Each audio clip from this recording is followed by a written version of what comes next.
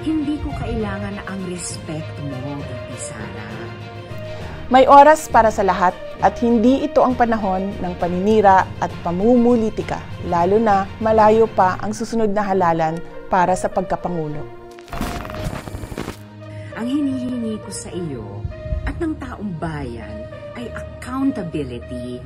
Higit na mahalaga ang ating pagkakaisa, pagtutulungan at pagiging handa para tiyakin ang ating mga pamilya ay ligtas at matatag sa darating na mga buwan.